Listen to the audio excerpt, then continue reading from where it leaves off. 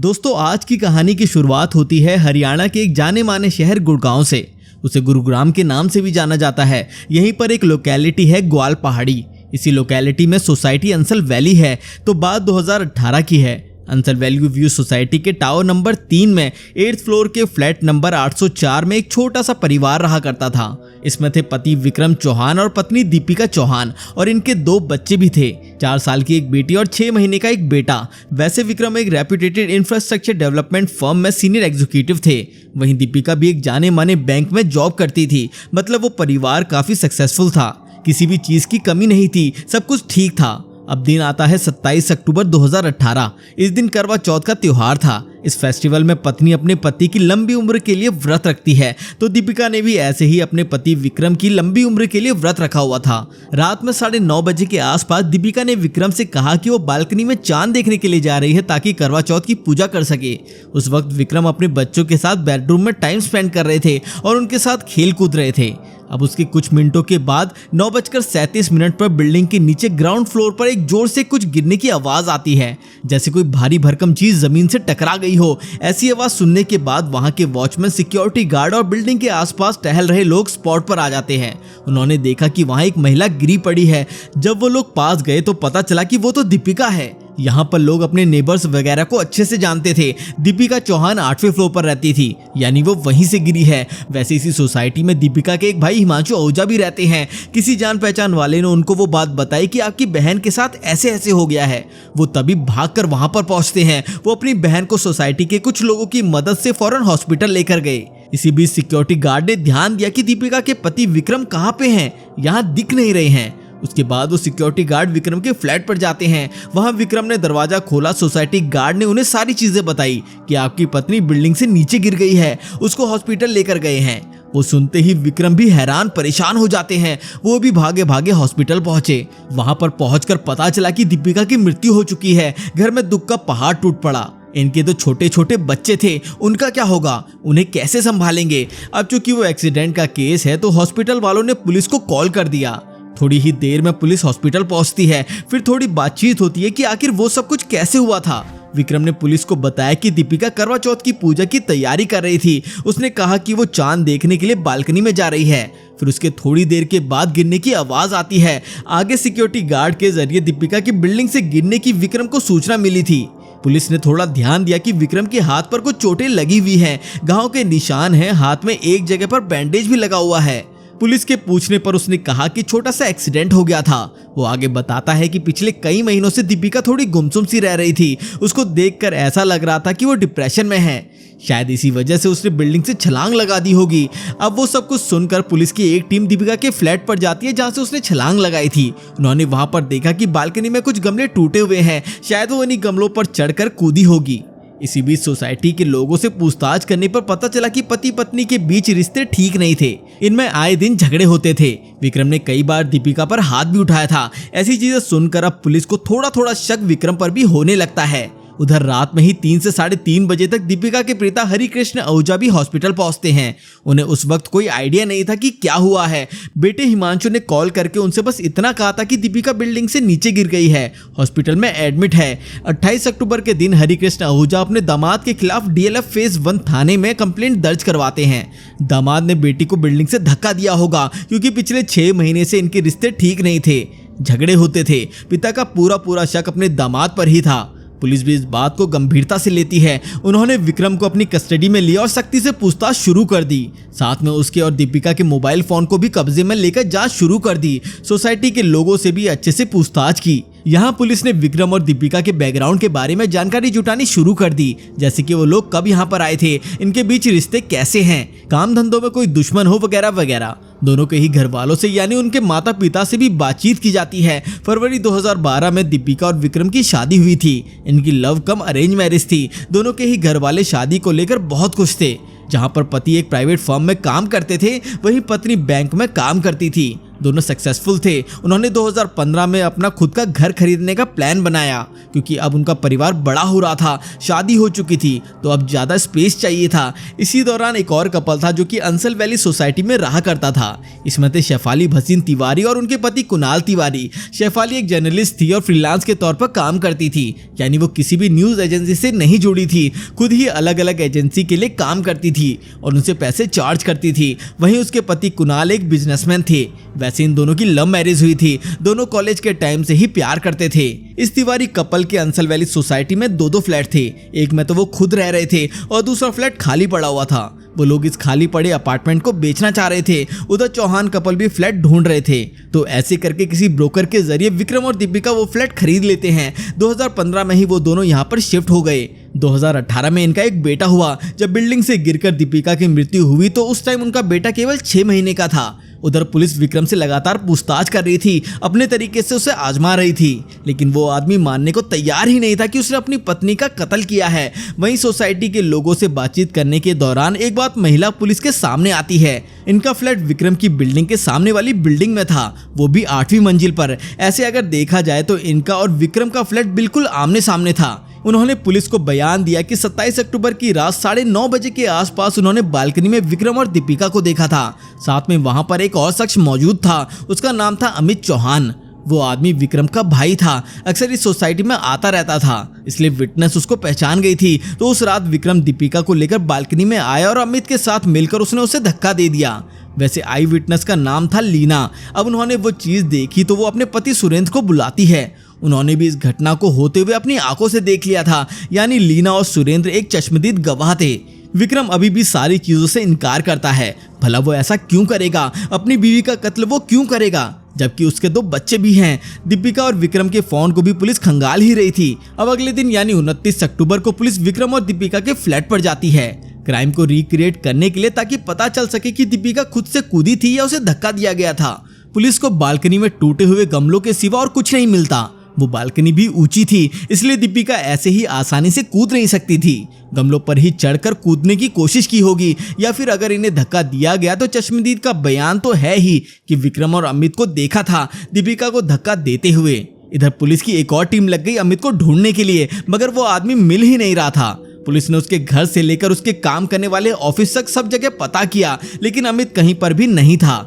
इसी 29 अक्टूबर के दिन दीपिका चौहान की पोस्टमार्टम रिपोर्ट भी आ जाती है। इसमें उसके गले पर उंगलियों के निशान पाए गए, साथ में उनके हाथों में नाखूनों में स्किन के ट्रेसेस भी मिलते हैं। जब शव पोस्टमार्टम के लिए गया तो उस टाइम पैरों में किसी तरह की मिट्टी नहीं लगी हुई थी और ना ही कोई चोट लगी हुई थी। इधर एक बात थी कि अगर दीपिका गमलों पर चढ़ी और वो टूट गए तो उसके पैरों पर चोट लगनी चाहिए थी या मिट्टी लगी होनी चाहिए थी, पर ऐसा कुछ भी नहीं था। उनके नाखूनों में फंसे स्किन के ट्रेसेस बचने के दौरान कातिल को खरोच मारते टाइम आए होंगे। वहीं जब इस घटना वाली रात विक्रम हॉस्पिटल आया तो उसके हाथों में चोट लगी हुई थी, एक जगह पर बैंडेज भी लगा हुआ था। कहीं उसने दीपिका द्वारा लगे खरोच पर ही बैंडेज तो नहीं लगाया था। वहीं दीपिका के भाई ने बताया कि 24 अक्टूबर के दिन विक्रम दीपिका और इनके दोनों बच्चों को नैनीताल घुमाने गए थे, लेकिन दीपिका की वहीं पर तबीयत खराब हो जाती है। फिर 26 अक्टूबर को इन्हें वापस गुड़गांव आना पड़ता है। वैसे दीपिका का भाई इसी सोसाइटी में रेंट पर रहता था और वो अपनी बहन के घर पर खाना खाने भी आता था। घटना वाले दिन यानी 27 अक्टूबर को इनकी अपनी बहन से बातचीत नहीं हुई थी। फिर वो रात में 9:27 के आसपास उसे कॉल करते हैं, लेकिन बहन ने कॉल डिस्कनेक्ट कर दिया। उसे टेक्स्ट मैसेज करती है, उसने लिखा था कि आज तुम अपने डिनर का कहीं और इंतजाम कर लो, यहाँ मत आना। फिर 9:27 पर वो कत्ल होता है। भाई भी मानते हैं कि विक्रम ने ही उनकी बहन को धक्का दिया होगा। पुलिस को विक्रम के मोबाइल फोन से बहुत सारे मेल्स, गूगल टॉक के मैसेजेस और व्हाट्सएप के चैट्स मिलते हैं, जो साबित कर रहे थे कि दीपिका के कत्ल के पीछे विक्रम का ही हाथ है। अब विक्रम के पास कोई चारा नहीं बचा था, उसे स्वीकार करना पड़ता है कि उसने ही अपनी पत्नी का कत्ल किया है।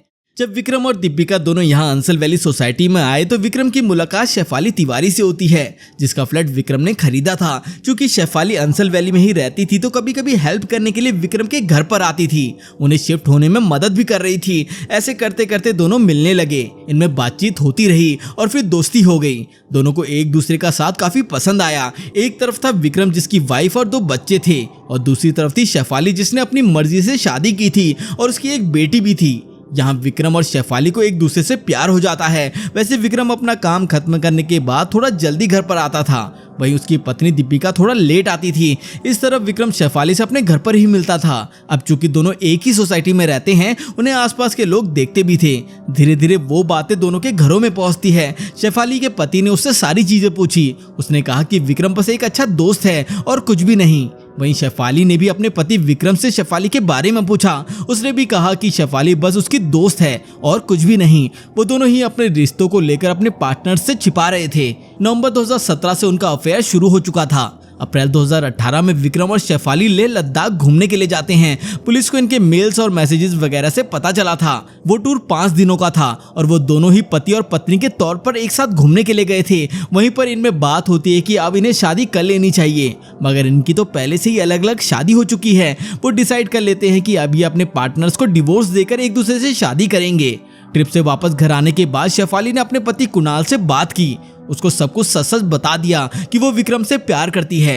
पति को जरा भी हैरानी नहीं हुई, क्योंकि उसे पहले से ही पता था। वो अपनी पत्नी को डिवोर्स देने के लिए राजी भी हो गया। वहीं विक्रम भी अपनी पत्नी दीपिका से बात करता है और उसे सब कुछ बताता है कि उसे शेफाली से प्यार हो गया है। वो उससे शादी करना चाहता है, जिस वजह से तुम्हें डिवोर्स देना पड़ेगा। वो सब कुछ सुनकर दीपिका के जैसे दुनिया ही बिखर गई। वो विक्रम को समझाने की कोशिश करती है कि उनके बच्चे हैं, उनका क्या होगा, कैसे घर संभलेगा। विक्रम को कुछ भी नहीं समझना था, बस उसे दीपिका से डिवोर्स चाहिए था। अब दीपिका अपने सास ससुर को इस बारे में बताती है। वो लोग फ्लैट पर आते हैं, विक्रम को समझाते हैं कि तुम गलत रास्ते पर हो, अपने परिवार पर ध्यान दो, लेकिन फिर भी विक्रम नहीं सुनता। इधर दीपिका ने भी अपने बच्चों के लिए पति को डिवोर्स देने से मना कर दिया। विक्रम के माता पिता उसे समझाने के बाद वापस लौट जाते हैं। विक्रम को हर हालत में दीपिका से डिवोर्स चाहिए था, मगर वो दे नहीं रही थी।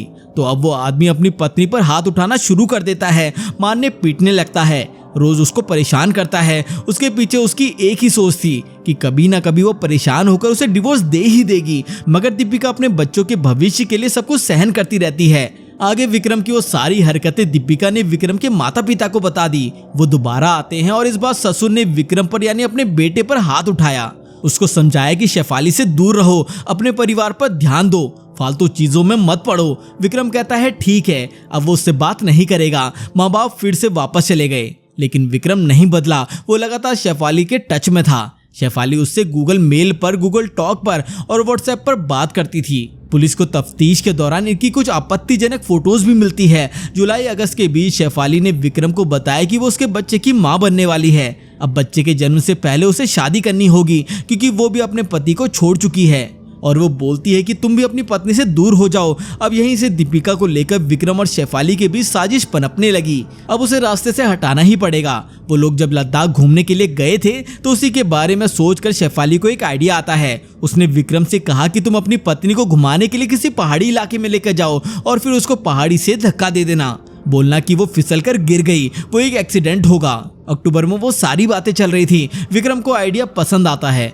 उसने अपनी पत्नी से कहा कि हमें कहीं घूमने चलना चाहिए, हमारे रिश्ते इतने दिनों से ठीक नहीं चल रहे हैं, अगर हम साथ में टाइम बिताएंगे तो शायद सब कुछ ठीक हो जाएगा। पर दीपिका अपने पति से बहुत गुस्सा थी। उसने कहीं भी जाने से मना कर दिया, लेकिन विक्रम जैसे तैसे उसे मनाता है। फिर वो 24 अक्टूबर के दिन दीपिका और अपने बच्चों को लेकर नैनीताल घूमने के लिए गया। जब वो नैनीताल पहुंचा तो दीपिका फ्रेश होने के लिए वॉशरूम में चली गई। इसी बीच विक्रम शेफाली से चैट कर रहा था, उसको सारी अपडेट दे रहा था कि वो कहां पर आए हुए हैं, किस होटल में ठहरे हैं, वगैरह वगैरह। अचानक दीपिका वॉशरूम से बाहर निकली और विक्रम को रेडी होने के लिए वॉशरूम में भेज दिया। जल्दबाजी में विक्रम शेफाली से अपनी चैट डिलीट करना भूल जाता है। अब दीपिका अपने पति के रेडी होने का वेट करने लगी। इसी में ही विक्रम के फोन पर एक नोटिफिकेशन आती है। आवाज सुनकर दीपिका ने विक्रम का फोन उठाकर चेक कर लिया। उसमें शेफाली का टेक्स्ट आया हुआ था और उसमें लिखा था ऑल द बेस्ट।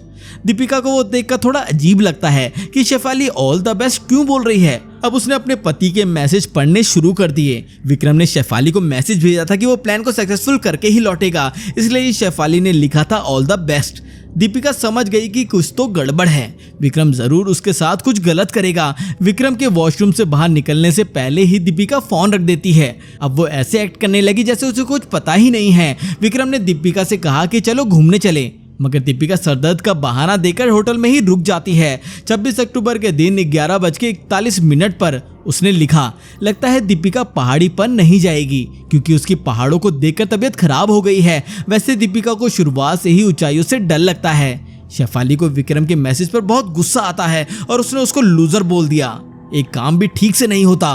विक्रम को भी गुस्सा आ गया, मगर वो क्या करे। शेफाली ने उसके आगे कहा कि उसके ठीक होने का वेट करो, अगर 10 दिन भी लगे तो वहीं पर रुको और काम खत्म करके लौटना। खैर 26 अक्टूबर के दिन ही दीपिका जिद करके वापस गुड़गांव आ जाती है। इसी रात हमेशा की तरह दीपिका के भाई डिनर करने के लिए घर पर पहुंच जाते हैं, लेकिन उस टाइम दीपिका और विक्रम काफी लड़ झगड़ रहे थे। अब 27 अक्टूबर का दिन आता है। घर में ऐसे तनाव के बावजूद भी दीपिका विक्रम के लिए करवा चौथ का व्रत रखती है। उसने विक्रम से कहा कि घर पर जल्दी आ जाना, मगर आज के दिन विक्रम रोज की अपेक्षा घर पर लेट आता है। दीपिका को पता चलता है कि वो शेफाली के साथ था। इसमें फिर से झगड़ा शुरू हो जाते हैं, हाथापाई होती है। इस वक्त विक्रम के माता पिता भी आए हुए थे। उन्होंने विक्रम को समझाया और फिर वो अपने घर चले गए। वो 9:30 बजे निकले थे। उसके 3 मिनट पहले दीपिका के भाई का कॉल आया था, जिसे दीपिका ने कट करके टेक्स्ट मैसेज किया था कि आज डिनर करने घर पर मत आना। भाई ने वजह पूछी तो दीपिका ने बोला आज वो अपने माता पिता को विक्रम के अफेयर के बारे में बता देगी। साथ में भाई को टेक्स्ट किया कि हमारे सारे मैसेज डिलीट कर दो। उसके कुछ घंटे पहले 7:43 पर विक्रम और शेफाली ने गूगल टॉक पर बात की थी। विक्रम ने दीपिका पर हाथ उठाया था और वो इस पर चिल्ला रही थी। विक्रम ने वो बात शेफाली को टेक्स्ट किया। उधर से जवाब आया कि बिल्डिंग से फेंक दो। डॉट की जगह पर गाली लिखी हुई थी। आगे विक्रम ने मैसेज किया कि मन तो कर रहा है बहुत बुरे तरीके से। शेफाली ने उकसाते हुए विक्रम से कहा कि कर दो। उसके बाद विक्रम ने अपने भाई अमित को कॉल किया। 9:30 बजे जैसे ही विक्रम के पेरेंट्स घर से निकल गए तो अमित घर पर आता है। विक्रम ने दीपिका का गला पकड़ा और घसीटते हुए बालकनी में ले गया। फिर अमित और विक्रम उसको धक्का देने की कोशिश करते हैं। इनके बीच थोड़ी हाथापाई होती है। गिरने से पहले दीपिका विक्रम की कलाई को जोर से पकड़कर आधी बिल्डिंग से लटकी हुई थी। उसने कहा कि मत मारो, उसके बच्चों का क्या होगा, वो उनसे बहुत प्यार करती है। दीपिका ने विक्रम की कलाई इतनी जोर से पकड़ी हुई थी कि उसको छुड़ाते टाइम दीपिका का नाखून विक्रम की कलाई पर लग जाता है।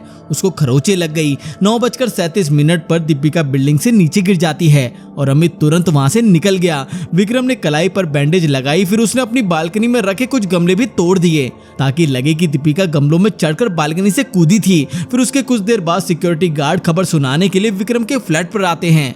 वैसे इस घटना को होते हुए सामने वाली बिल्डिंग की एक महिला और उनके हस्बैंड ने देख लिया था। एक और विटनेस थे जिन्होंने दीपिका के गिरते टाइम उनकी सारी बातें सुनी थी। जो भी उसने विक्रम से कहा कि वो बच्चों से प्यार करती है, ऐसा मत करो। विक्रम 29 अक्टूबर तक अपना क्राइम कन्फेस कर चुका था।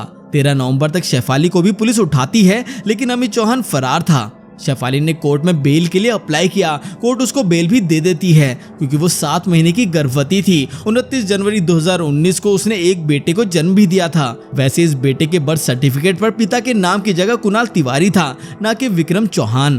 फिलहाल ये केस कोर्ट में चल रहा है। तो दोस्तों आपकी इस केस पर क्या राय है हमें कमेंट करके जरूर बताएं। अगर आपको आज की हमारी ये वीडियो पसंद आई तो इसे लाइक और हमारे चैनल को सब्सक्राइब करना बिल्कुल ना भूलें। तो मिलते हैं अगली वीडियो में।